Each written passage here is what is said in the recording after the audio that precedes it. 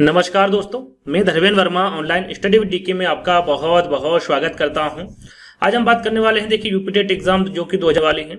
अभी तक जो आपकी यूपी टेट एग्जाम हुई है 2011 से लगाकर 2000 बाल विकास के सिद्धांत जितने भी प्रश्न पूछे गए हैं वो सारे प्रश्न आपको यहाँ पर देखने को मिलेंगे और हर एक प्रश्न की व्याख्या की गई है। आपने देखा होगा यदि आपने पेपर दिया होगा तो, या फिर प्रीवियस ईयर पेपर उठा के देख लीजिएगा। सबसे ज्यादा जो प्रश्न पूछे गए हैं वो बाल विकास के सिद्धांत से संबंधित पूछे गए हैं। लगभग 4 से 5 प्रश्न पूछे गए हैं बाल विकास में आपके यूपी टेट एग्जाम में। तो यदि ये वीडियो आपने कंप्लीट कर लिया तो आपके 5 नंबर यहाँ पर कंप्लीट हो जाएंगे, 5 नंबर आपके पक्के हो जाएंगे, क्योंकि हर एक प्रश्न को यहाँ पर डिटेल में आपको समझाया गया है। तो आपको स्किप नहीं करना है, वीडियो को पूरा देखना है और अंत में हमें जरूर बताना है कि आज का जो वीडियो है वो आपको कैसा लगा। टोटल यहाँ पर जो प्रश्न रखे गए हैं वो 65 से 70 रखे गए हैं। यहाँ पर 65 से 70 प्रश्न निकल के आए हैं 2011 से लगाकर 2022। इतने प्रश्न सिर्फ बाल विकास के सिद्धांत से संबंधित ही पूछे गए हैं। तो वीडियो बड़ा हो जाता है क्योंकि यहाँ पर हर एक प्रश्न को आपको समझाया जाएगा। तो 2 पार्ट में बनाया जाएगा, है ना। तो पहला पार्ट है जिसमें समथिंग आपको यहाँ पर 35 प्रश्न मिलेंगे और जो सेकंड पार्ट है उसमें भी आपको 35 प्रश्न मिलेंगे, लेकिन हर एक प्रश्न को यहाँ पर समझा जाएगा। तो आपको स्किप नहीं करना है, वीडियो को पूरा देखना है और अंत में हमें जरूर बताना है कि आज का जो वीडियो है वो आपको कैसा लगा। तो चलिए शुरुआत करते हैं। आज का पहला प्रश्न है आपका बुद्धि के तरल क्रिस्टली प्रतिमान के प्रतिपादक। यहाँ पर देखिए बुद्धि के तरल क्रिस्टली प्रतिमान के प्रतिपादक के बारे में पूछा गया है। ये अभी हाल ही में जो आपकी यूपी टेट की 2022 में एग्जाम हुई थी उसमें पूछा गया प्रश्न है। क्या केटल है, थॉर्नडाइक है, बर्नन है या फिर स्किनर है। तो देखिए जहां पर तरल क्रिस्टली प्रतिमान पूछा जाए आपका सही आंसर क्या होगा, यहाँ पर केटल होगा, है ना। बुद्धि के जो तरल क्रिस्टली प्रतिमान के प्रतिपादक कौन होंगे, केटल होंगे। अब बुद्धि से संबंधित जितने भी इंपोर्टेंट सिद्धांत हैं वो भी यहाँ पर देख लीजिए, स्क्रीनशॉट ले लीजिएगा। यहाँ पर देखिए सिद्धांत दिया हुआ एक तरफ और एक तरफ प्रवर्तक दिया हुआ है। यदि आपसे पूछा जाता है कि एक तत्व के जो सिद्धांत हैं वो किसके द्वारा दिया गया है, तो वो अल्फ्रेड बीने के द्वारा दिया गया है। द्वितत्व और त्रितत्व, है ना, द्वितत्व और त्रितत्व, ये दोनों ही जो सिद्धांत दिए हैं ये किसके द्वारा दिए गए हैं, तो ये स्पीयरमैन के द्वारा दिया गया है द्वितत्व और त्रितत्व का सिद्धांत। बहुतत्व का सिद्धांत किसके द्वारा दिया गया है, तो ये थॉर्नडाइक के द्वारा दिया गया है। समूह तत्व का सिद्धांत ये किसके द्वारा दिया गया है, तो ये थ्रस्टन के द्वारा दिया गया है। आगे हम बात करें तो प्रतिदर्श जिसे हम नमूना सिद्धांत भी कहते हैं, इसको किसके द्वारा दिया गया है, तो इसको थॉमसन के द्वारा दिया गया है। त्रिआयाम सिद्धांत की हम बात करें तो गिलफोर्ड के द्वारा दिया गया है। तरल व ठोस सिद्धांत ये केटल के द्वारा दिया गया है, जैसा कि हमने भी आपको बताया था, है ना। तो ये किसके द्वारा दिया गया है, इसे तरल व ठोस के सिद्धांत के नाम से भी जाना जाता है। तो ये केटल के द्वारा दिया गया है। और पदानुक्रम या फिर क्रमिक महत्व सिद्धांत ये बर्ट एवं वर्नन के द्वारा दिया गया है। त्रिचापी सिद्धांत या फिर त्रिघटकी सिद्धांत के बारे में पूछे तो ये स्टनबर्ग के द्वारा दिया गया है। और जो ये 2 सिद्धांत है ये भी इंपोर्टेंट है। लेवल 1 और लेवल 2 का जो सिद्धांत है ये जॉनसन के द्वारा दिया गया है। और बुद्धि क तथा ख का जो सिद्धांत है ये हेब के द्वारा दिया गया है। तो ये जो 11 सिद्धांत है और एक 12 जो कि तत्व का सिद्धांत है उसमें ऐड नहीं, जो कि मैंने आपको बताया। जो 11-12 सिद्धांत हैं इनके बारे में आपको पता होना चाहिए, काफी इंपोर्टेंट हैं, ये आगे पूछे जा सकते हैं। आगे हम बात करें, दूसरा प्रश्न है आपका यहाँ पर सीखने में प्रयास व भूल के सिद्धांत का प्रतिपादन किसके द्वारा किया गया था। सीखने के प्रयास व भूल का जो सिद्धांत है किसके द्वारा दिया गया था, कोहलर के, गेस्टाल्ट के, थॉर्नडाइक के या फिर पावलोव के। तो यहाँ पर आपका सही आंसर होगा ये जो सिद्धांत दिया गया है ये थॉर्नडाइक के द्वारा दिया गया है। किसके द्वारा, सीखने का जो प्रयास व भूल का सिद्धांत है ये थॉर्नडाइक के द्वारा दिया गया है। इसके बारे में थोड़ी सी जानकारी आपको दे देते हैं। यहाँ पर देखिए थॉर्नडाइक के द्वारा कौन सा सिद्धांत दिया गया है, प्रयास व भूल का सिद्धांत। एक और प्रश्न पूछा जाता है कि थॉर्नडाइक ने किस पर अपना प्रयोग किया, तो आपको पता होना चाहिए किस पर प्रयोग किया था, बिल्ली पर प्रयोग किया था, है ना। और थॉर्नडाइक ने सीखने के कितने नियम बताए हैं ये इंपोर्टेंट हैं और आपको क्रमवाइज याद होना चाहिए। तो थॉर्नडाइक ने जो नियम बताए हैं वो 2 नियम बताए हैं। पहला है आपका मुख्य नियम और दूसरा है गौण नियम। मुख्य नियम के अंतर्गत कितने नियम आते हैं, तो याद रखिएगा इसके अंतर्गत 3 नियम आते हैं और गौण नियम के अंतर्गत 5 नियम आते हैं। ये इंपोर्टेंट है, ये आपसे प्रश्न पूछा जा सकता है। मुख्य नियम कौन कौन से हैं और गौण नियम कौन कौन से हैं इनके बारे में भी आपको पता होना चाहिए। तो मुख्य नियम के अंतर्गत आपका आएगा तत्परता का नियम, अभ्यास का नियम और प्रभाव का नियम।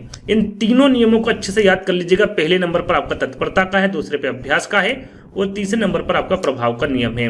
अब गौण नियम के बारे में कि गौण नियम कितने प्रकार के होते हैं, तो वो 5 प्रकार के होते हैं। वो कौन कौन से हैं, तो आपके सामने हैं। पहला है आपका बहु अनुक्रिया का नियम है, दूसरा है आपका आंशिक क्रिया का नियम है, तीसरा मनोवृत्ति का नियम जिसे रुचि का नियम भी कहते हैं। चौथा आपका सादृश्यता का नियम जिसे पूर्व अनुभव का नियम भी कहा जाता है। और पांचवा नियम है आपका साहचर्य रूपांतरण का नियम। ये 5 प्रकार के जो नियम होंगे ये गौण नियम के अंतर्गत आएंगे और ये किसके द्वारा दिया गया है, तो ये थॉर्नडाइक के द्वारा दिया गया है। किसके द्वारा, थॉर्नडाइक के द्वारा दिया गया है। इसके बारे में आपको जानकारी होना चाहिए। इसी प्रकार के यूपीटेट एग्जाम में प्रश्न पूछे जाते हैं। आगे हम बात करें तो 3 विकल्प और वहां थे, पावलाव, स्किनर, है ना, और गेस्टाल्ट सिद्धांत वहां पर विकल्प थे। तो इनके बारे में भी आपको जानकारी दे देते हैं कि जो अनुकूलित अनिक्रिया सिद्धांत है ये पूछा गया है, वैसे आगे हम बताएंगे। तो आपको यहां पर पहले बता दूं मैं कि ये याद रखना आपको कि अनुकूलित अनिक्रिया सिद्धांत किसके द्वारा दिया गया है। तो आगे जब प्रश्न आए तो आप मेरे से पहले वहां पर टिक कर दें कि सर इसका विकल्प ये सही होगा। तो याद रखिएगा ये पावलाव के द्वारा दिया गया था अनुकूलित अनिक्रिया का सिद्धांत, और इसका जो प्रयोग है किस पर किया गया था पावलाव के द्वारा, तो कुत्ते पर किया गया था, है ना। याद रखिएगा ये जो थॉर्नडाइक ने किस पर किया था, थॉर्नडाइक ने बिल्ली पर किया था। किस पर किया था, बिल्ली पे, है ना। और यहाँ पर पावलाव ने किस पर किया था, कुत्ते पर। और क्रिया प्रसूत अनुबंधन सिद्धांत जिसे एसआर थ्योरी के नाम से भी जाना जाता है, ये किसके द्वारा प्रतिपादित किया गया है, तो ये स्किनर के द्वारा किया गया है।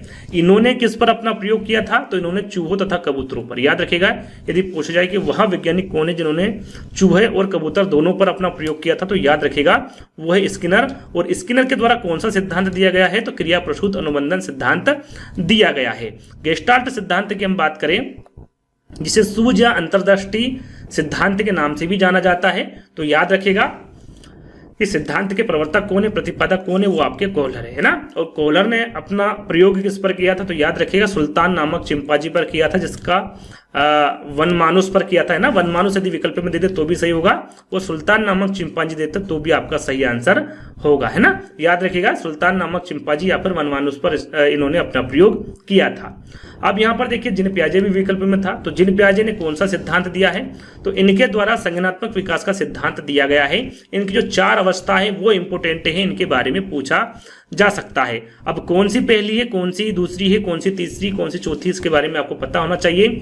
पहले नंबर पर आएगी आपकी संवेदी पेशी अवस्था, जो कि जन्म से 2 वर्ष तक की होती है। आपको इसकी अवधि भी साथ में याद रखना है ना, जन्म से 2 वर्ष। दूसरी अवस्था है आपकी पूर्व सक्रियात्मक अवस्था, जो कि 2 से 7 वर्ष तक की होती है। तीसरी जो अवस्था है वो मूर्त सक्रियात्मक अवस्था है, जो कि 7 से 11 वर्ष तक की होती है ना। और चौथी जो अवस्था होगी वो औपचारिक सक्रियात्मक अवस्था, जो कि 11 से आगे की जो अवस्था होती है, फिर 15 वर्ष तक की अवस्था होती है, वो औपचारिक सक्रियात्मक अवस्था होती है। साथ में आपको यहाँ पर अवधि और इसकी अवस्था के बारे में पता होना चाहिए कि कौन सी पहले नंबर पर आएगी, कौन सी दूसरे पे, कौन सी तीसरे पे और कौन से चौथे नंबर पर आएगी। इस प्रकार से भी प्रश्न आगे आपसे पूछे जा सकते हैं, तो यहाँ पर इनके बारे में भी आपको पता होना चाहिए। चलिए अगला प्रश्न है, मूल प्रवृत्तियों को 14 प्रकार से वर्गीकृत किया है। किसके द्वारा मूल प्रवृत्तियों को 14 प्रकार से वर्गीकृत किया गया है, यह प्रश्न भी आपकी हाल ही एग्जाम हुई थी यूपीटेट, उसमें पूछा गया है।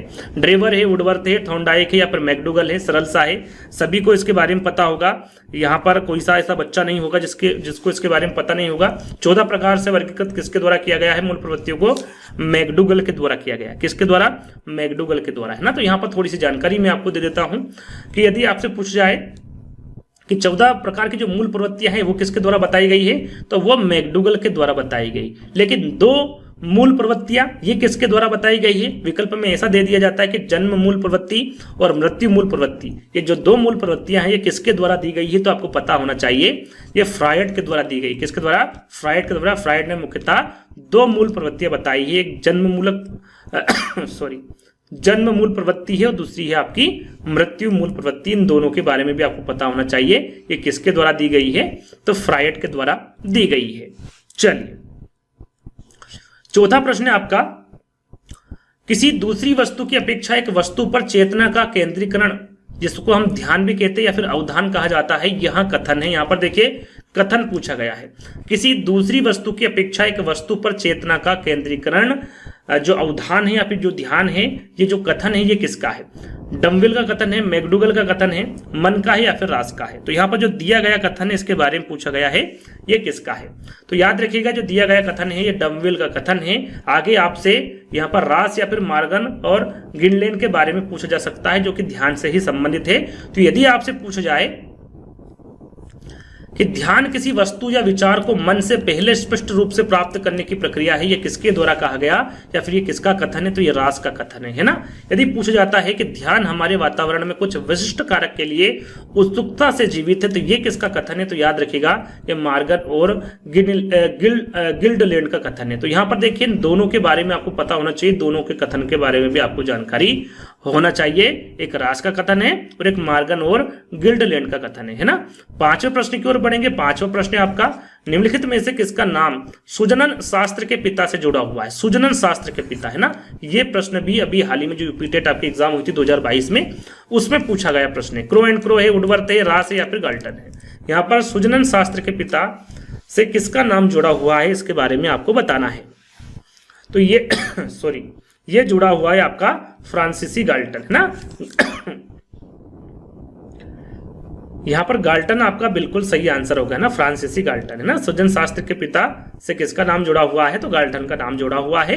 यहां पर इनके बारे में सारी जानकारी दी गई है कि फ्रांसीसी गाल्टन सुजनन शास्त्र के पिता है। साथ में यदि आपसे पूछा जाता है कि सर्वप्रथम बुद्धि शब्द का प्रयोग किसके द्वारा किया गया और कब किया गया, तो यह किया गया था आपका 1885 में। और किसके द्वारा किया गया, तो फ्रांसीसी गाल्टन के। याद रखिएगा सर्वप्रथम बुद्धि शब्द का जो प्रयोग है वो 1885 में फ्रांसिस गाल्टन के द्वारा किया गया। साथ में यदि आपसे पूछा जाए कि मानसिक परीक्षण शब्द का प्रयोग, मानसिक परीक्षण शब्द का प्रयोग किसके द्वारा किया गया और कब किया गया, तो ये 1990 में किया गया था। किसके द्वारा, केटल के द्वारा किया गया था। यहाँ पर बुद्धि से संबंधित बात हो रही है। यदि आपसे गाल्टन से संबंधित कथन पूछा जाए तो बुद्धि पहचानने व सीखने की शक्ति है, यहां कथन किसका है।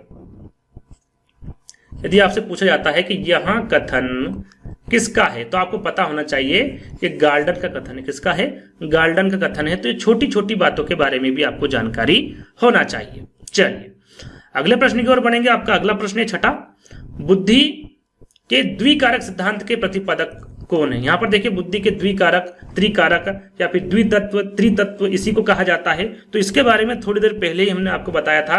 क्या थॉर्नडाइक है, स्टर्न है, वर्नन है या फिर स्पीयरमैन है। तो थोड़ी देर पहले हमने आपको बताया था कि बुद्धि का जो द्विकारक सिद्धांत है ये किसके द्वारा दिया गया था, या फिर जो द्वितत्व वहां पर बताया था, तो द्वितत्व कह लीजिए इसको या फिर द्विकारक कह लीजिए, है ना, दोनों ही एक ही है। तो द्वितत्व पूछे या फिर द्विकारक पूछे, सही आंसर आपका क्या होगा, यहाँ पर स्पीयरमैन होगा। या फिर द्विकारक के साथ साथ त्रिकारक भी पूछे तो ये भी आपका किसके द्वारा दिया गया है, तो स्पीयरमैन के द्वारा दिया गया है। ये आपको याद रखना, द्विकारक और त्रिकारक सिद्धांत दोनों ही स्पीयरमैन के द्वारा दिए गए हैं। आगे हम बात करें, निम्न में से किसके प्रयोग में कुत्ता एक विषय था, यानी कि किसके प्रयोग में, मतलब कुत्ते पर किसने अपना प्रयोग किया था, इस प्रकार से प्रश्न पूछा गया है। क्या वो स्किनर, यहां पर स्किनर लिखा हुआ है ना,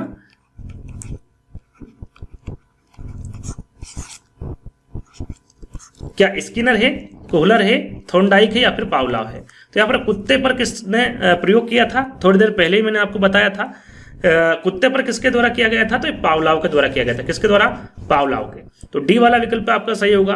अब जितने भी वैज्ञानिक है, जो इंपोर्टेंट वैज्ञानिक है, उन्होंने किस पर अपना प्रयोग किया था, उनका सिद्धांत कौन सा है, सारी जानकारी आपको देंगे, है ना। तो सबसे पहले तो यहाँ पर आंसर लिखा हुआ है पावलाव, है ना। तो यहाँ पर सबसे पहले आपको पता होना चाहिए कि पावलाव ने कौन सा सिद्धांत दिया है, कौन से सिद्धांत में कुत्ते पर प्रयोग किया है। तो वो है आपका शास्त्रीय अनुबंध सिद्धांत। ये किसके द्वारा दिया गया, पावलाव के। प्रयोग किस पर किया है, कुत्ते पर, है ना। यदि थॉर्नडाइक के बारे में पूछे कि थॉर्नडाइक ने अपना प्रयोग किस पर किया है, वो पूछा ही गया है, तो बिल्ली पर किया है। और इन्होंने कौन सा सिद्धांत दिया है, तो इन्होंने प्रयत्न और त्रुटि का सिद्धांत दिया है। स्किनर की आपसे पूछ जाए कि स्किनर ने कौन सा सिद्धांत दिया है और प्रयोग किस पर किया है, तो इनका जो सिद्धांत है वो क्रिया प्रसूत अनुबंधन सिद्धांत है। और इन्होंने जो अपना प्रयोग किया है वो चूहे पर किया है। कब किया है, 1930 में। और साथ में कबूतर पर भी किया है। और कबूतर पर कब किया है, 1943 में। तो चूहा और कबूतर दोनों यदि साथ में आए तो टिक आपको स्किनर करना है। यदि चूहा भी दे दे तो भी स्किनर आपका बिल्कुल सही आंसर होगा। चलिए यहाँ पर कोहलर के बारे में पूछा जाए कि भाई कोहलर ने किस पर अपना प्रयोग किया था, तो सुल्तान नामक चिंपांजी जो कि वनमानुष है उस पर इन्होंने अपना प्रयोग किया था। और सिद्धांत कौन सा दिया था, तो सूझ या अंतर्दृष्टि का सिद्धांत दिया था। तो इनके बारे में आपको अच्छे से पता होना चाहिए, सारी जानकारी आपको यहाँ पर दे दी गई है ना। आगे हम बात करें 8वें प्रश्न की, तो क्रिया प्रसूत अनुकूलन सिद्धांत का जो प्रतिपादन है वो किसके द्वारा किया गया था? पावलोव के, स्किनर के, थॉर्नडाइक के या फिर कोहलर के। तो क्रिया प्रसूत अनुकूलन सिद्धांत थोड़ी देर पहले ही मैंने इसके बारे में आपको बताया था, यदि आपने देखा होगा, सुना होगा, तो सही आंसर क्या होगा आपके हिसाब से और मेरे हिसाब से? स्किनर, है ना। थोड़ी देर पहले ही मैंने आपको बताया था कि क्रिया प्रसूत अनुकूलन सिद्धांत का जो प्रतिपादन है वो किसके द्वारा किया गया था? स्किनर के द्वारा किया गया था। और इन्होंने अपना प्रयोग किस पर किया था? चूहे पर किया था और कबूतर पर। चूहे पर 1930 में किया था और कबूतर पर 1943 में इन्होंने अपना प्रयोग किया था, और सिद्धांत था क्रिया प्रसूत अनुबंधन सिद्धांत। चलिए अगला प्रश्न है, शिक्षा की किंडरगार्टन पद्धति का जो प्रतिपादन है वो किसने किया था? टीपीनन ने, स्पेंसर ने, फ्रोबेल ने या फिर मॉन्टेसरी ने? किंडरगार्टन पद्धति के बारे में पूछा गया है, सरल सा प्रश्न है। मुझे नहीं लगता कि आपको इसका आंसर पता नहीं होगा, सभी को पता होगा कि ये किंडरगार्टन का अर्थ क्या होता है। यदि आपसे पूछ जाए कि किंडरगार्टन का अर्थ क्या होता है तो आपको पता होना चाहिए बच्चों का बगीचा होता है। क्या? बच्चों का बगीचा, है ना। और फ्रोबेल ने 1840 में जर्मनी में पहला किंडरगार्टन खोला था। कब खोला था? 1840 में। कहां पर खोला था? जर्मनी में खोला था। इन दोनों का ध्यान आपको रखना है ना। साथ में इस विधि में फ्रोबेल ने बच्चों को क्या रूप दिया है? पौधे के रूप में, और शिक्षकों को बागवान के रूप में चित्रित किया है। यह आपको ध्यान रखना है कि बच्चों को पौधे के रूप में और शिक्षकों को बागवान के रूप में इन्होंने चित्रित किया है। किसके द्वारा किया गया है? तो ये फ्रोबेल के द्वारा किया गया है। अगला प्रश्न है आपका,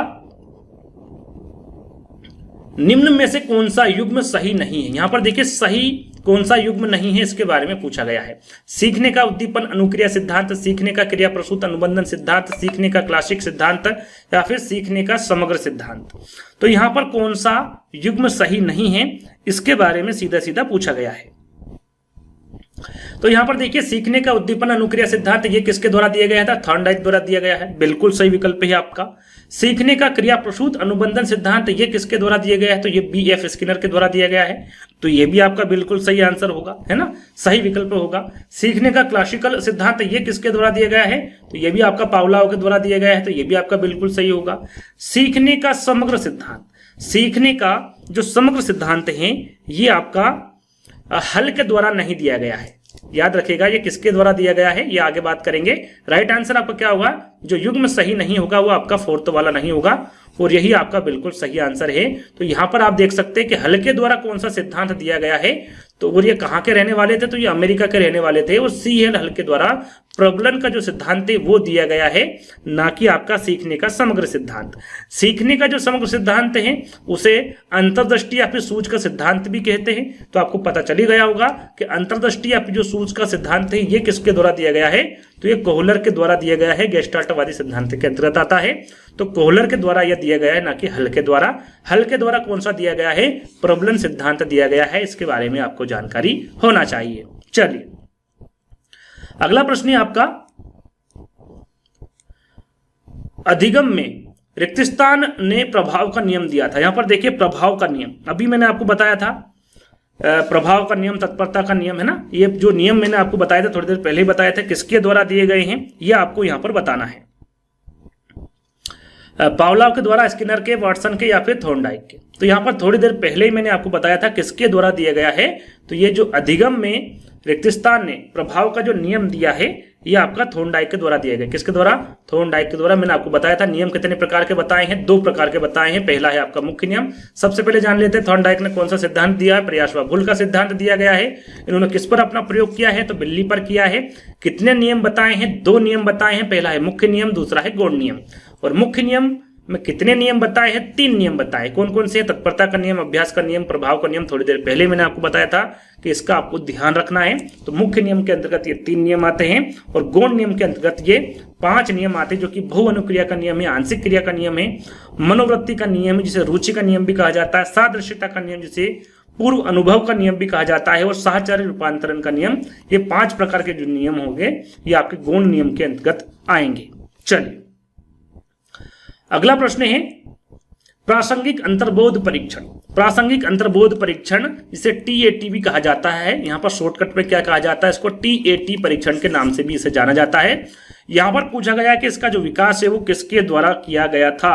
साइमंड के द्वारा, होल्ट्जमैन के द्वारा, मूरे के द्वारा या फिर बेलक के द्वारा। काफी इंपोर्टेंट हैं, जितने भी यहाँ पर परीक्षण है उनके बारे में एक एक करके बताऊंगा, तो ध्यान से सुनिएगा। सबसे पहले इसका सही आंसर क्या होगा, आपका मूरे होगा, है ना।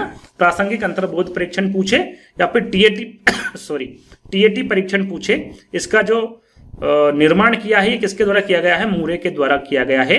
तो यहाँ पर देखिए थोड़ी सी मैं जानकारी आपको दूंगा, याद रखिएगा यहाँ पर जो प्रासंगिक अंतर्बोध परीक्षण है इसे व्यक्ति को मापने की एक प्रक्षेपी परीक्षण है। किस प्रकार का परीक्षण है, व्यक्तित्व को मापने का एक ये प्रक्षेपी परीक्षण है। इस प्रकार का प्रश्न पूछा जाता है। तो यहाँ पर देखिए मैं यहाँ पर टीएटी की जानकारी दूंगा, आपको सीएटी की दूंगा और आईबीटी की जो परीक्षण है तीनों, इनके बारे में आपको एक एक करके जानकारी दूंगा और सारी जानकारी दूंगा, है ना। तो सबसे पहले हम बात करें यहाँ पर टीएटी, है ना। टीएटी परीक्षण के बारे में, इसको क्या कहा जाता है, प्रासंगिक अंतर्बोध परीक्षण कहा जाता है। सबसे पहले इसके प्रतिपादक की बात करें तो मूरे के साथ साथ यदि मॉर्गन भी दे तो भी आपका सही आंसर होगा, क्योंकि मार्गन एवं मूरे, ये मार्गन एवं मूरे के द्वारा प्रतिपादित किया गया था प्रासंगिक अंतर्बोध परीक्षण, है ना। और कब किया गया था, तो ये 1935 में किया गया था। इन्होंने कार्ड के सहारे व्यक्तित्व का परीक्षण किया। किसके द्वारा, किसके सहारे, व्यक्तित्व का जो परीक्षण है वो कार्ड के सहारे किया। किसके सहारे, कार्ड के, है ना। और जो कार्ड है उनकी संख्या कितनी थी, तो 30 प्लस 1 यानी कि टोटल कितनी थी, 31, है ना। अब ये 1 क्यों है इसके बारे में भी जानकारी दी गई है। तो इस परीक्षण में जो पहले 10 कार्ड हैं, यानी कि 10 कार्ड में जो 10 कार्ड है वो किससे संबंधित है, तो याद रखिएगा जो 10 कार्ड है वो पुरुषों से संबंधित है। और दूसरे जो 10 कार्ड है वो किससे संबंधित है, तो वो महिला से संबंधित है। और बाकी के जो 10 कार्ड है वो किससे संबंधित है, वो दोनों से संबंधित है। उसमें महिला भी इंक्लूड है और पुरुष भी इंक्लूड है। और जो 1 है ये क्या है, ये कार्ड खाली रहता है। किस प्रकार का रहता है, ये खाली कार्ड रहता है। 10, 20, 30 और 1 31, टोटल यहाँ पर 31 कार्ड रहते हैं प्रासंगिक अंतर्बोध परीक्षण में, है ना। आगे हम बात करें तो इसमें बालकों को चित्र दिखाकर कहानी लिखने को कहा जाता है। कम से कम 10 कार्ड पर कहानी लिखवाई जाती है। कितने कार्ड में, कम से कम 10 कार्ड में, है ना। तो याद रखिएगा इसमें बालकों को चित्र दिखाकर कहानी लिखने को कहा जाता है। और इसका जो प्रयोग है वो 14 वर्ष से अधिक बालकों पर ही किया जाता है। पूछा जाए कि किसका प्रयोग 14 वर्ष से अधिक बालकों पर ही किया जाता है, तो प्रासंगिक अंतर्बोध परीक्षण है। तो इसके बारे में भी आपको जानकारी होना चाहिए। सॉरी, सीएटी की बात करें, बाल अंतर्बोध परीक्षण, है ना। सीएटी के बारे में भी आपको पता होना चाहिए, बाल अंतर्बोध परीक्षण। इसके प्रतिपादक कौन है, तो लियोपोल्ड बेलक है ना। लियोपोल्ड बेलक ने इसको कब प्रतिपादित किया गया था, इनके द्वारा कब किया गया था, तो 1948 में। कब किया गया था, 1948 में, है ना। और इसमें जो विकास का योगदान था, विकास का योगदान किसके द्वारा किया गया था, तो यह डॉक्टर अर्नेस्ट क्रिस के द्वारा किया गया था। डॉक्टर अर्नेस्ट क्रिस के द्वारा, है ना, क्रिस लिखा हुआ है। और इसमें जो कार्ड की संख्या होती है वो कितनी होती है, तो इसमें जो कार्ड की संख्या होती है वो 10 होती है ना। प्रासंगिक अंतर्बोध में कितनी थी, आपकी 31 थी। लेकिन जो बाल अंतर्बोध परीक्षण है इसमें कितनी संख्या होगी, आपकी 10 संख्या होगी कार्ड की। और इस परीक्षण में 10 कार्ड पर जानवरों के चित्र बने होते हैं। इसमें पुरुष और महिला के चित्र बने होते थे और इसमें किसके चित्र बने होते हैं, जानवरों के चित्र बने होते हैं। और बालक को चित्र दिखाकर कहानी लिखने के लिए इसमें कहा जाता है। और यहाँ जो परीक्षण है वो कितने से कितने वर्ष तक के बच्चों के लिए है, तो यहाँ पर जो परीक्षण है ये 3 से 11 वर्ष के बच्चों के लिए ये परीक्षण था। तो है ना, कौन सा परीक्षण कितने वर्ष के बच्चों के लिए था, इसके बारे में भी आपको जानकारी होना चाहिए। आगे हम बात करें यहाँ पर आईबीटी के बारे में, इंक बोर्ड टेस्ट, है ना, स्याही धब्बा परीक्षण। इसके बारे में पूछा जाता है कि स्याही धब्बा परीक्षण किसके द्वारा प्रतिपादित किया गया है, तो याद रखिएगा ये हरमन रोरसा, है ना, हरमन रोरसा के द्वारा यह प्रतिपादित किया गया है। और इस परीक्षण में जो कार्ड पर स्याही के धब्बे बने होते हैं, कार्ड पर किसके धब्बे बने होते हैं, स्याही के धब्बे बने होते हैं। और इसमें भी 10 कार्ड का ही उपयोग होता है। 5 कार्ड पर काले और सफेद जो धब्बे होते हैं वो 5 कार्ड पर काले और सफेद दोनों के धब्बे होते हैं। और बाकी जो 5 है उसमें विभिन्न रंग के धब्बे होते हैं। बाकी के जो रंग है वो बाकी के जो 5 जो कार्ड बचे हुए हैं उन पर लगे होते हैं। और बालक को आकृति दिखाकर उनके बारे में पूछा जाता है, कलर के बारे में, या फिर उन धब्बे जो बने हुए हैं उनके बारे में पूछा जाता है, रंग के बारे में पूछा जाता है। और इसमें बालक के क्रियात्मक भावात्मक संगणनात्मक परीक्षण किए जाते हैं किसमें, स्याही धब्बा परीक्षण में। ये आपको साथ में ध्यान रखना है कि इसका जो प्रतिपादन है वो किसके द्वारा किया गया था। जैसे कि प्रासंगिक अंतर्बोध परीक्षण के प्रतिपादक कौन है, मैंने आपको बताया था मॉर्गन एवं मूरे, है ना। बाल अंतर्बोध परीक्षण के बारे में पूछे कि इसके प्रतिपादक कौन है, तो लियोपोल्ड बेलक है, आपको पता होना चाहिए। स्याही धब्बा परीक्षण के बारे में पूछे तो हरमन रोरसा है, इसके बारे में आपको जानकारी होना चाहिए। तो ये 3 जो परीक्षण मैंने आपको बताए हैं ये काफी इंपोर्टेंट है आने वाले एग्जाम की दृष्टि से। अगला प्रश्न हम बात करें तो अल्बर्ट बंडूरा के बारे में पूछा गया है कि अल्बर्ट बंडूरा निम्न में से किस सिद्धांत से संबंधित है। अल्बर्ट बंडूरा, क्या यह सामाजिक अधिगम सिद्धांत से संबंधित है, क्या यह व्यवहारात्मक सिद्धांत से संबंधित है, विकास का संगणनात्मक सिद्धांत से संबंधित है, या फिर विकास का मनोसामाजिक सिद्धांत से संबंधित है। यहां पर अल्बर्ट बंडूरा के बारे में पूछा गया है। तो आपको पता होगा ये सामाजिक अधिगम सिद्धांत से संबंधित है अल्बर्ट बंडूरा, है ना। पहला वाला विकल्प जो है वो आपका बिल्कुल सही होगा। इन्होंने अपना जो प्रयोग है वो किस पर किया था, सबसे पहले जान लेते हैं। सॉरी, थोड़ा सा खांसी है, अवॉइड करिएगा इसको, है ना।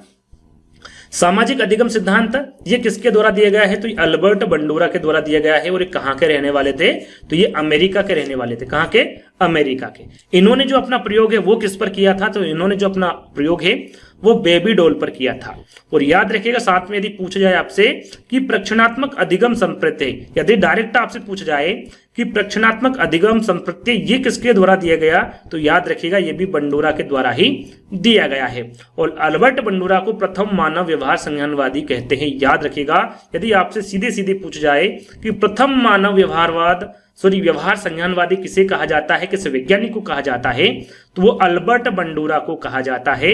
साथ में 3 विकल्प और थे, उनके बारे में भी आपको पता होना चाहिए। जेबी वाटसन, जीन पियाजे व सिगमंड फ्राइड। यदि आपसे व्यवहारवादी सिद्धांत के बारे में पूछ जाए तो वो जेबी वाटसन है। संज्ञानात्मक विकास के सिद्धांत के बारे में पूछ जाए तो वो जीन पियाजे हैं। और मनोलैंगिक विकास का सिद्धांत के बारे में पूछ जाए तो वो सिगमंड फ्राइड है। इनके बारे में जब प्रश्न आएगा तो सारी जानकारी आपको दे दी जाएगी। आपको बस अभी यही ध्यान देना है कि व्यवहारवादी सिद्धांत के प्रवर्तक कौन है, जेबी वाटसन है। संज्ञानात्मक विकास के सिद्धांत के प्रवर्तक जीन पियाजे हैं। और मनोलैंगिक विकास के सिद्धांत के प्रवर्तक सिगमंड फ्राइड है ना। तो यह आपको सिर्फ इतना अभी याद रखना है।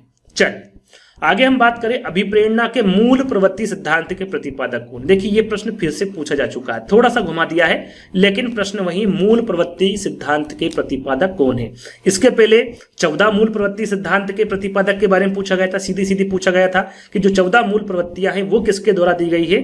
लेकिन अब पूछा गया है कि अभिप्रेरणा के मूल प्रवृत्ति सिद्धांत के प्रतिपादक कौन है। अब्राहम मास्लो है, सिप्सन है, विलियम जेम्स या फिर मैकडूगल है। तो जिनके द्वारा 14 मूल प्रवृत्तियां दी गई, जिनके द्वारा 14 मूल प्रवृत्तियां दी गई, वही जो मूल प्रवृत्ति सिद्धांत है वो ही इनके द्वारा दिया गया है। तो 14 मूल प्रवृत्ति किसके द्वारा दी गई है, तो मैकडूगल के द्वारा दी गई है। थोड़ी देर पहले ही मैंने आपको बताया था।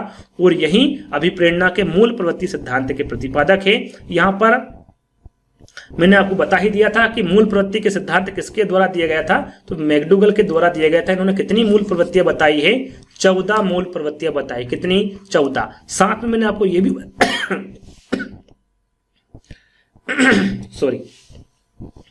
साथ में मैंने आपको यह भी बताया था कि यदि आपसे पूछा जाए कि जीवन मूल प्रवृत्ति और मृत्यु मूल प्रवृत्ति किसके द्वारा दी गई है, जो 2 मूल प्रवृत्ति है तो फ्राइड के द्वारा दी गई है। यह भी मैं आपको बता चुका हूं।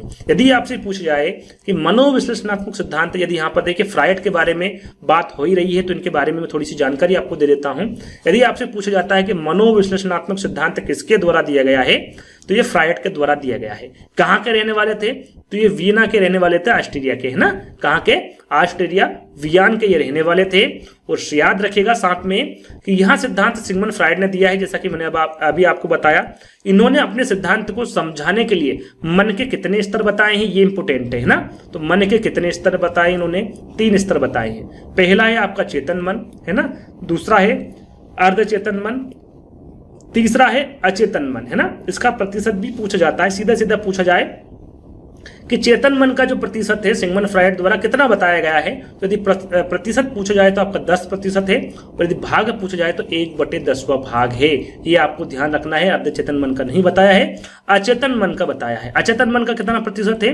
90%। और भाग में पूछे तो ये 9/10वां भाग है। ये आपको ध्यान में रखना है। साथ में ये भी आपको ध्यान में रखना है कि मन के आधार पर फ्रायड ने व्यक्तित्व को 3 भागों में बांटा। कितने भागों में बांटा है?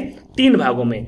इड, ईगो, सुपर ईगो या फिर इदम, अहम और पराहम, ये 3 भागों में बांटा है। इनके बारे में आपको जानकारी होना चाहिए। साथ में सीधे सीधे आपसे पूछा जाता है कि किस वैज्ञानिक ने मन की तुलना बर्फ से की है। यह भी आपसे पूछा जा सकता है, तो वो भी आपके फ्रायड होंगे। फ्रायड ने मन की तुलना किससे की है? बर्फ से की है। तो इसके बारे में भी आपको पता होना चाहिए। चलिए अगला प्रश्न है, अभिक्रमायोजित अधिगम का प्रत्यय किसने दिया था? अभिक्रमायोजित अधिगम का प्रत्यय पूछा गया है। यह किसके द्वारा दिया गया था? हल के, थॉर्नडाइक के, स्किनर के या फिर वाटसन के? तो यहां पर आपका करेक्ट आंसर होगा, यह दिया गया था आपका स्किनर ने, है ना। अभिक्रमायोजित अधिगम का जो प्रत्यय दिया गया था, किसके द्वारा दिया गया था? BF स्किनर के द्वारा दिया गया था। चलिए अगला प्रश्न है, विकास के मनोसामाजिक सिद्धांत का प्रतिपादन किया था। मनोसामाजिक सिद्धांत है ना, थोड़ी देर पहले मैंने आपको बताया था कि स्किनर ने किया था, थॉर्नडाइक ने, एरिक्सन ने या फिर हर्लॉक ने, है ना। मनोसामाजिक सिद्धांत ये काफी पूछा गया है, तो आपको पता होना चाहिए किसके द्वारा दिया गया है। तो ये एरिक्सन के द्वारा दिया गया है। एरिक्सन ने जो 8 अवस्थाएं बताई है, उससे काफी प्रश्न पूछे गए। तो इनकी 8 अवस्थाएं कौन कौन सी है ना, उन अवस्थाएं कितने से कितने वर्ष तक की अवधि की अवस्थाएं हैं, ये भी सारी जानकारी दूंगा, तो ध्यान दीजिएगा। एरिक्सन द्वारा विकास का जो मनोसामाजिक सिद्धांत है, इनके द्वारा दिया गया है। तो यहाँ पर एक एक करके मैं आपको बताऊंगा। यहाँ पर उत्तर लिखा हुआ है कि अपनी प्रसिद्ध पुस्तक, ध्यान दीजिएगा, अपनी प्रसिद्ध पुस्तक चाइल्डहुड एंड सोसाइटी में एरिक्सन ने विकास की 8 अवस्थाएं बताई। यदि आपसे पूछा जाए कि एरिक्सन ने विकास की जो 8 अवस्थाएं बताई है ना, वो कौन सी पुस्तक में बताई है, तो आपको पता होना चाहिए चाइल्ड एंड सोसाइटी नामक जो पुस्तक है, उसमें एरिक्सन द्वारा विकास की 8 अवस्थाएं बताई गई है। अब 8 अवस्था कौन कौन सी है? पहली है आपकी, यह ध्यान देना है कि पहली कौन सी, दूसरी कौन सी, तीसरी, चौथी कौन सी है। क्रम में भी आपसे प्रश्न पूछा जा सकता है, क्रम वाइज आपको जमाना है। इस प्रकार से भी आपसे प्रश्न पूछा जा सकता है। तो विश्वास बनाम अविश्वास, ये पहली अवस्था है ना। इसकी समय की हम बात करें तो इस अवस्था को क्या कहा जाता है? शेषवावस्था कहा जाता है। और इसकी हम अवधि की बात करें तो इसकी जो अवधि है वो जन्म से 18 माह या फिर जन्म से 17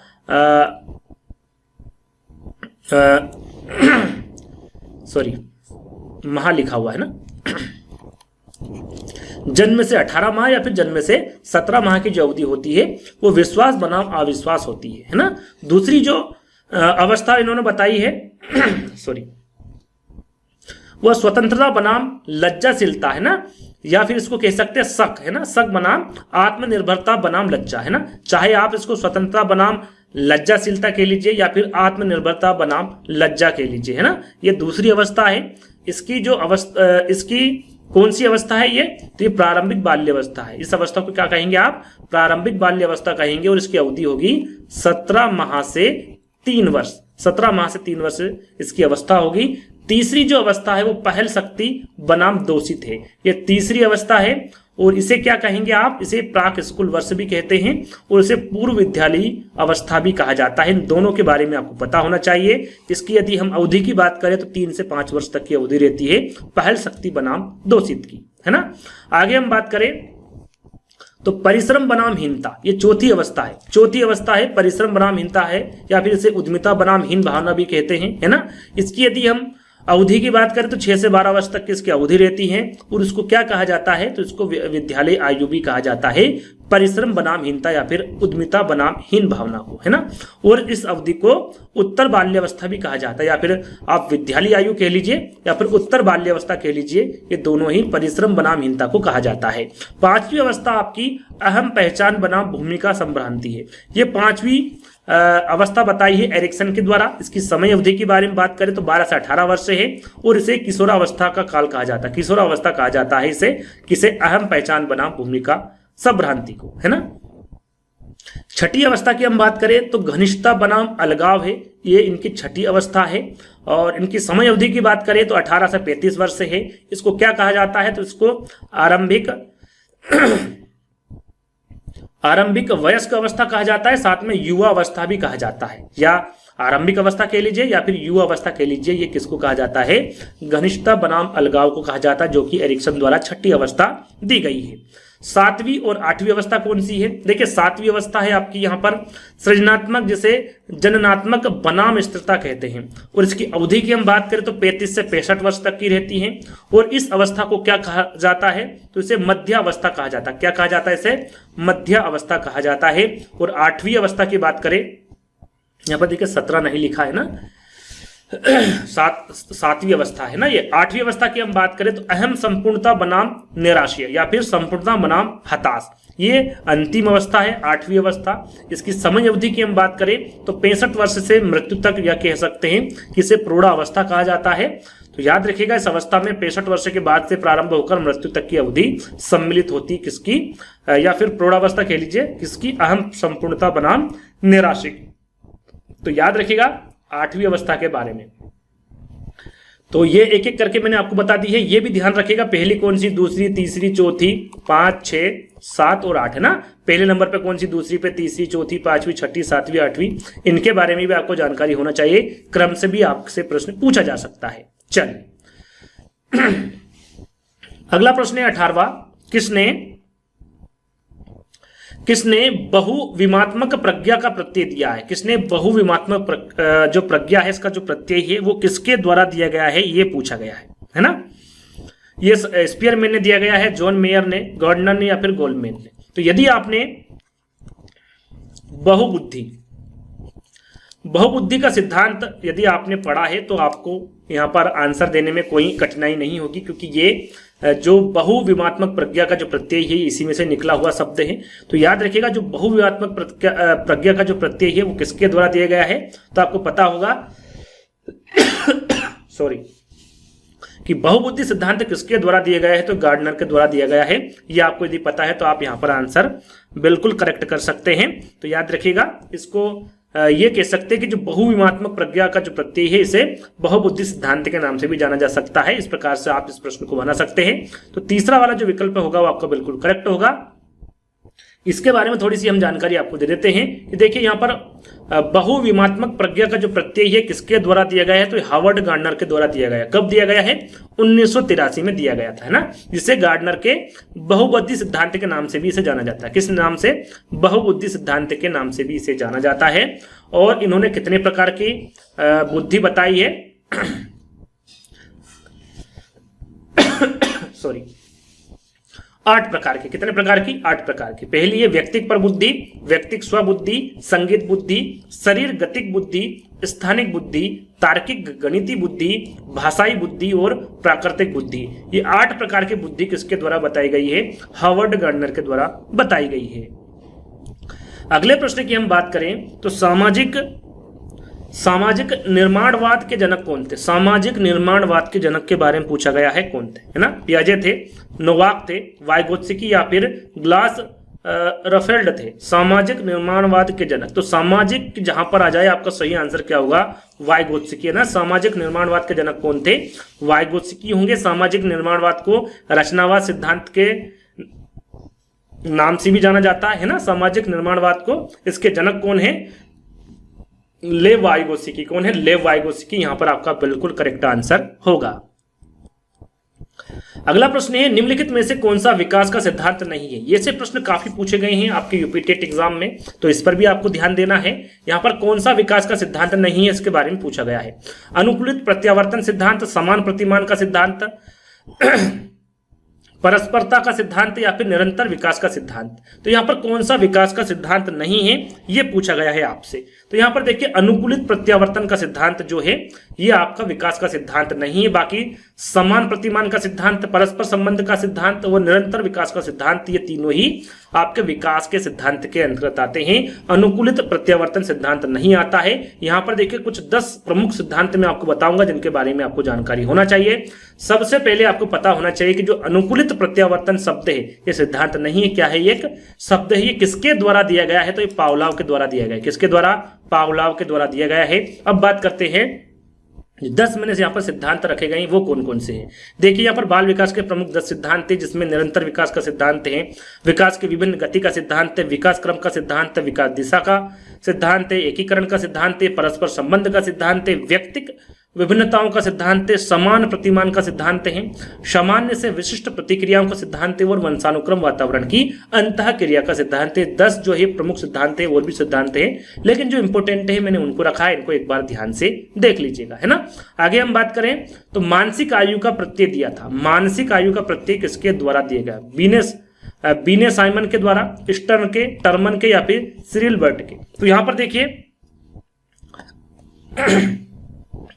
ये जो प्रश्न है ये काफी इंपॉर्टेंट है। इससे संबंधित जितनी भी जानकारी है वो वन बाय वन करके मैं आपको दूंगा। लगभग 6 से 7 पॉइंट बताऊंगा जिसको आपको ध्यान से सुनना है। मानसिक आयु के प्रत्यय के बारे में पूछे तो आपका सही आंसर क्या होगा? बीने साइमन है ना। बीने और साइमन ने मानसिक आयु का प्रत्यय दिया था। काफी इंपोर्टेंट है, आगे भी पूछा जा सकता है। तो पहले वाला जो विकल्प है वो आपका बिल्कुल सही होगा। यहाँ पर लिखा हुआ है देखिए कि मानसिक आयु का प्रत्यय बीने साइमन द्वारा दिया गया है। यदि आपसे पूछा जाए कि सर्वप्रथम बुद्धि शब्द का प्रयोग किसके द्वारा किया गया था, तो आपको पता होना चाहिए। ये आपको थोड़ी देर पहले ही मैंने आपको बताया था, फ्रांसिस गार्डन के। कहाँ के रहने वाले थे? तो ये इंग्लैंड के रहने वाले थे। कब दिया था? 1885 में। याद रखिएगा 1885 में सर्वप्रथम इंग्लैंड के फ्रांसिस गार्टन ने बुद्धि शब्द का प्रयोग किया। दूसरा यहां पर यदि आपसे पूछा जाए कि मानसिक परीक्षण एवं मापन जो नामक पुस्तक है किसके द्वारा प्रकाशित की गई, तो ये केटल के द्वारा प्रकाशित की गई। कब की गई? 1890 में। 1890 में केटल ने पेंसिल्वेनिया विश्वविद्यालय में मेंटल टेस्ट एंड मैनेजमेंट मानसिक परीक्षण एवं मापन नामक पुस्तक का प्रकाशन किया। किसके द्वारा किया गया? तो ये केटल के द्वारा किया गया। साथ में यदि आपसे सीधा सीधा पूछा जाए कि मानसिक परीक्षण शब्द का प्रयोग किसके द्वारा किया गया था, मानसिक परीक्षण शब्द का प्रयोग तो ये केटल के द्वारा किया गया था। कब किया गया था? 1890 में, है ना। आगे हम बात करें कि सबसे पहला बुद्धि परीक्षण, यदि पूछा जाए कि सबसे पहला बुद्धि परीक्षण किसके द्वारा तैयार किया गया था, तो ये 1905 में किया गया था। बीने साइमन बुद्धि परीक्षण। कौन सा? बीने साइमन बुद्धि परीक्षण, है ना। ये याद रखिएगा, ये कब तैयार किया गया था? तो 1905 में तैयार किया गया था। और मानसिक आयु शब्द का प्रयोग किसके द्वारा किया गया था? पूछा जाए कि मानसिक आयु शब्द का प्रयोग किसके द्वारा किया गया, तो ये अल्फ्रेड बीने के द्वारा किया गया। कब किया गया था? 1908 में किया गया, है ना। छठा आपका यहाँ पर पॉइंट है, यदि पूछा जाए आपसे कि सर्वप्रथम बुद्धि लब्धि का सूत्र किसके द्वारा किया गया, ये इंपोर्टेंट है। काफी बच्चे इसको गलत करते हैं, आपको ध्यान रखना है। ये स्टर्न के द्वारा दिया गया। यहाँ पर कुहलमान विकल्प में नहीं होता है, ज्यादातर स्टर्न ही होता है। तो याद रखिएगा 1912 में दिया गया था सर्वप्रथम स्टर्न और कुहलमान के द्वारा बुद्धि लब्धि का सूत्र, है ना। बहुत सारे बच्चे किसको सही कर देते? टर्मन को। टर्मन के द्वारा बुद्धि लब्धि का जो संशोधित सूत्र है वो दिया गया था, लेकिन सर्वप्रथम किसके द्वारा दिया गया था? तो स्टर्न और कुहलमान के द्वारा किया गया था। ये इंपोर्टेंट है, ध्यान दीजिएगा। बहुत सारे बच्चे टर्मन को सही कर देते हैं, लेकिन टर्मन वहां पर सही नहीं होगा। क्या सही होगा आपका? स्टर्न सही होगा। इनके द्वारा कौन सा बुद्धि लब्धि का सूत्र दिया गया था, इसके बारे में भी आपको जानकारी होना चाहिए। यदि पूछा जाए आपसे विकल्प में कि सर्वप्रथम स्टर्न और कुहलमान द्वारा जो बुद्धि लब्धि का सूत्र दिया गया था वो कौन सा होगा, तो वो आपका होगा मानसिक आयु बटे वास्तविक आयु। मानसिक आयु बटे वास्तविक आयु, है ना। यह सूत्र किसके द्वारा दिया गया था? आपका स्टर्न और कुहलमान के द्वारा दिया गया, जो कि सर्वप्रथम बुद्धि लब्धि का सूत्र है ना। इसको संशोधित किसके द्वारा किया गया था और कब किया गया था? तो 1916 में इसको संशोधित किया गया था टर्मन के द्वारा। किसके द्वारा? टर्मन के द्वारा। इनके द्वारा क्या किया गया था? मात्र इनके द्वारा इंटू 100 लगा दिया गया था। मानसिक आयु बटे वास्तविक आयु इंटू 100, है ना। यहां पर 100 लगा दिया, यानी कि ये संशोधित सूत्र हो गया। और ये किसके द्वारा किया गया था?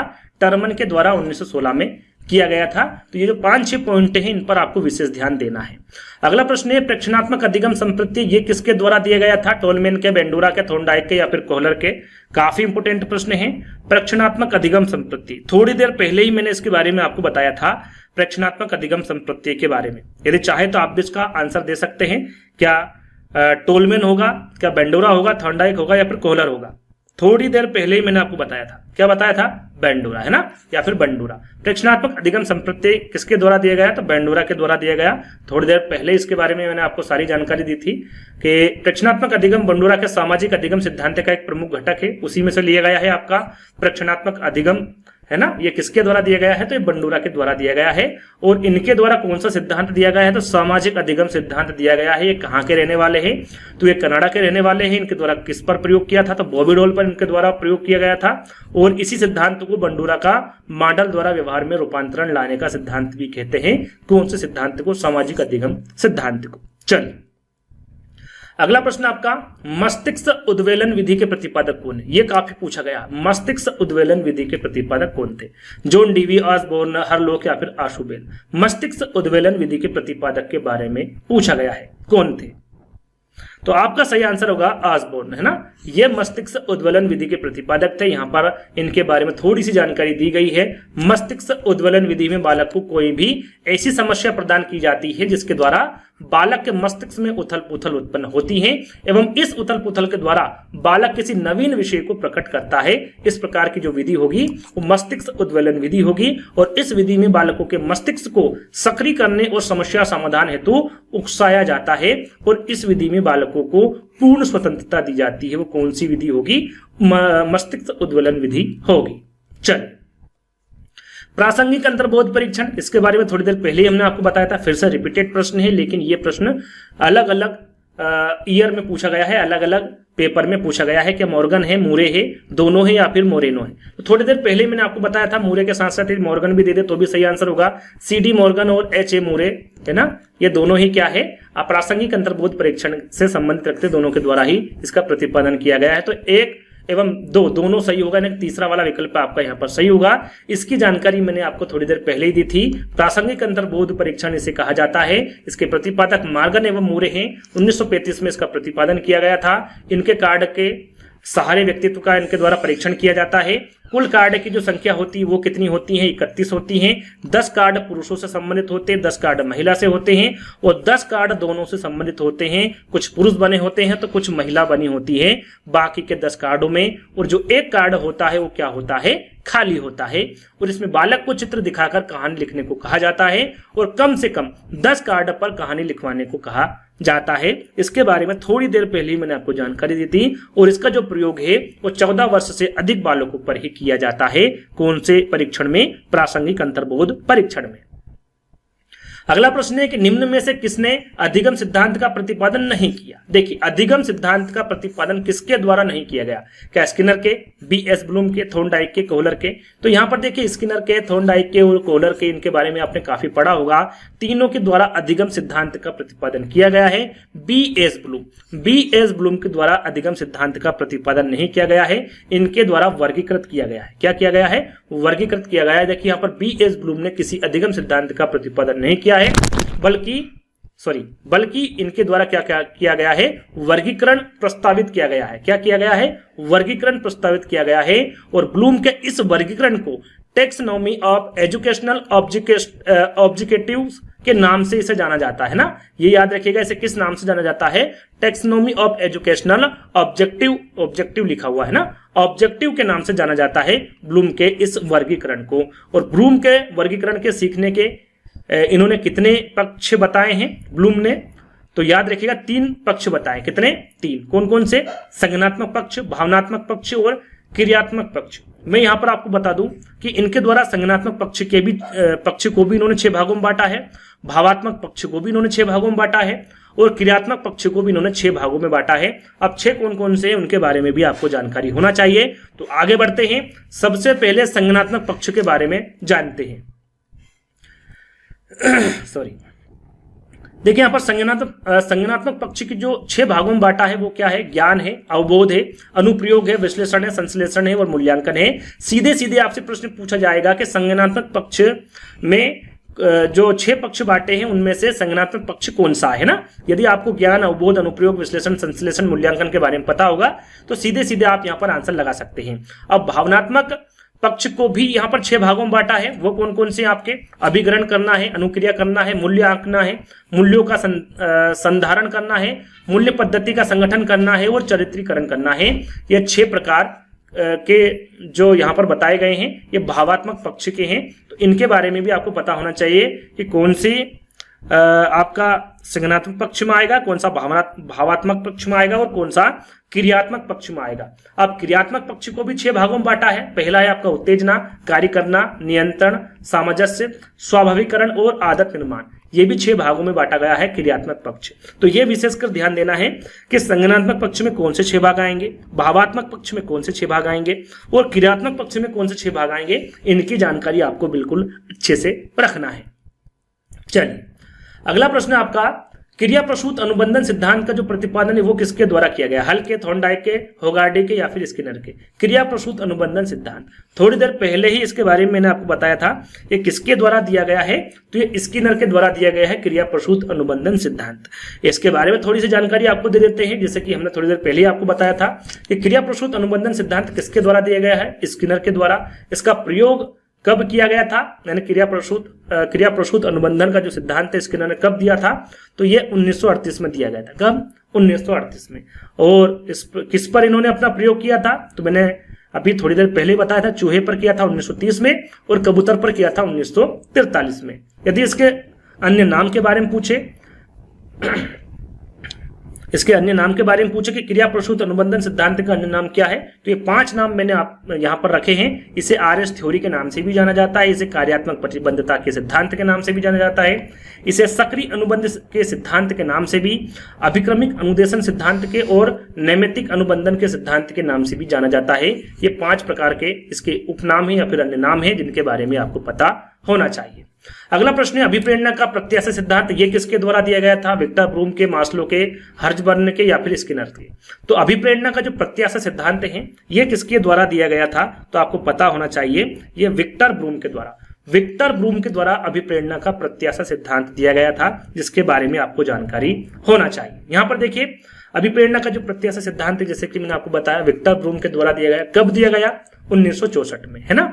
और यहां पर मास्लो विकल्प में था आपका, हर्ट्जबर्ग था, स्किनर था। इनके बारे में भी आपको पता होना चाहिए। यदि पूछा जाए सीधे सीधे कि पदानुक्रम का सिद्धांत किसके द्वारा दिया गया है, तो मास्लो के द्वारा।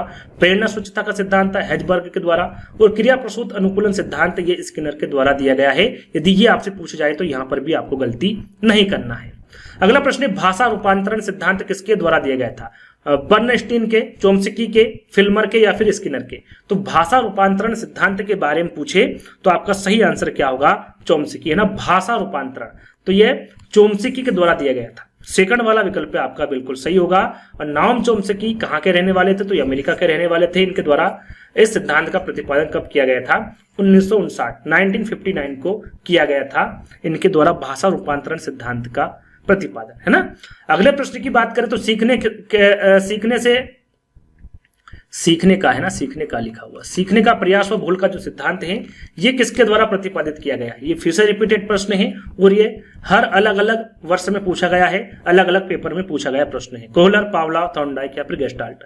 थोड़ी देर पहले ही इसकी भी बात हमने की थी। आपको पता होगा कि सीखने का जो प्रयास व भूल का सिद्धांत है किसके द्वारा दिया गया है, तो ये थॉर्नडाइक के द्वारा दिया गया है। किसके द्वारा, थॉर्नडाइक के द्वारा दिया गया है। और ये सारी जानकारी मैंने थोड़ी देर पहले ही आपको बताई थी, तो ये यहां पर मैं नहीं पढ़ूंगा बार बार, है ना। ये थोड़ी देर पहले मैंने आपको बताया था कितने नियम है, कितने मुख्य नियम है, कितने गौण नियम है, इसके बारे में थोड़ी देर पहले ही मैंने आपको जानकारी दी थी। एक यहाँ पर नया पॉइंट है कि यदि आपसे पूछा जाता है कि क्लासिकल कंडीशनिंग का सिद्धांत ये किसके द्वारा प्रस्तावित किया गया है, तो ये आपको याद रखना है, ये इवान पावलोव के द्वारा प्रस्तावित किया गया है क्लासिकल कंडीशनिंग का सिद्धांत। तो इसके बारे में आपको जानकारी होना चाहिए। अगला प्रश्न है रिक्त स्थान संबंध प्रतिक्रिया सिद्धांत में पावलोव ने प्रयोग किया था। यहां पर देखिए जो इनका सिद्धांत है पावलोव का, इन्होंने किस पर प्रयोग किया था, सीधे सीधे पूछा गया, बिल्ली पर, कुत्ते पर, बंदर पर या फिर चूहे पर। तो इन सभी जो इंपोर्टेंट यहाँ पर वैज्ञानिक निकल कर आए हैं उन सभी के बारे में थोड़ी देर पहले ही आपको बताया था। फिर से एक बार रिपीट कर दूंगा। सबसे पहले इसका सही आंसर जान लेते हैं। सही आंसर क्या होगा, कुत्ते पर। इन्होंने अपना प्रयोग किस पर किया था, कुत्ते पर किया था। जैसे कि यहाँ पर आप देख सकते हैं, यहाँ पर सबसे पहले इन्होंने कौन सा सिद्धांत दिया था, शास्त्रीय अनुबंधन सिद्धांत दिया था। कहाँ के रहने वाले थे, रूस के रहने वाले थे। किस पर अपना प्रयोग किया था, कुत्ते पर अपना प्रयोग किया था। थॉर्नडाइक की बात करें तो प्रयत्न और त्रुटि का सिद्धांत दिया था, इन्होंने अपना प्रयोग बिल्ली पर किया था। स्किनर की हम बात करें तो इन्होंने जो सिद्धांत दिया वो क्रिया प्रसूत अनुबंधन का सिद्धांत है, प्रयोग इन्होंने चूहे पर किया था और कबूतर पर किया था। कोहलर की हम बात करें तो सूझ या अंतर्दृष्टि का सिद्धांत इनके द्वारा दिया गया, और प्रयोग सुल्तान नामक चिंपांजी यानी कि वन मानुस पर इनके द्वारा किया गया। ये कुछ समय पहले ही हमने आपको बता दिया था। अगला प्रश्न है आपका, उद्दीपक अनुक्रिया सिद्धांत का प्रतिपादन किसके द्वारा किया गया था? थॉर्नडाइक, गेस्टाल्ट, उपरोक्त या फिर इनमें से कोई नहीं? किसके द्वारा उद्दीपक अनुक्रिया सिद्धांत का प्रतिपादन किया गया था?